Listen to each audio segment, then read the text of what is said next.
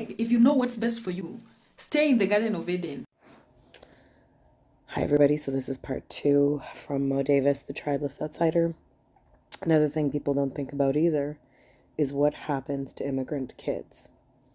Now, you're coming from Africa. My parents came from Africa. Both my parents came from Africa. Don't come at me about my light skin. No, I'm not South African. I'm Egyptian. Piss off with your assumptions. Otherwise, if you want to sit for the story, keep listening.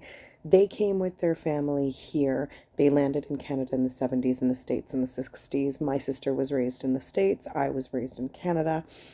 My sister was raised in New York, had a reasonably okay experience. Now, again, we're talking about 60s, 70s. I was raised here in the 80s, 90s in Canada. Systemically,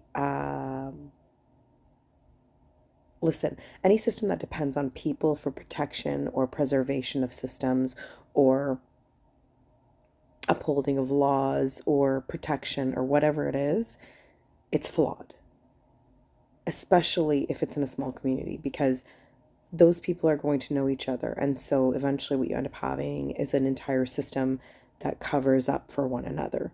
So my parents came to Canada.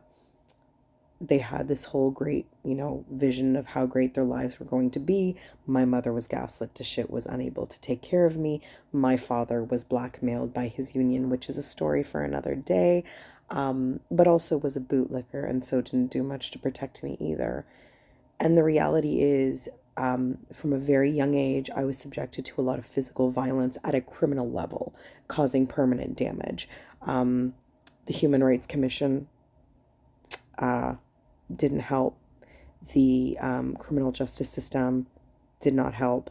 The school system did not help. So literally you have these racialized minority children of immigrants, and immigrants are typically afraid to speak up because they're afraid to lose their status or don't know their rights. So you're also coming to this country, bringing your children who are going to go to a school where nobody looks like them. And I know that from experience because I didn't look like anybody. And then your kids are there to fend for themselves. There's no therapist or anybody that they can talk to. And depending on your own emotional and mental safety and health, are they going to be able to reach out for you for support? You're going to have to determine whether or not it's worth the cost. Personally, if I was in my parents' shoes knowing what I know today, hell to the frig no.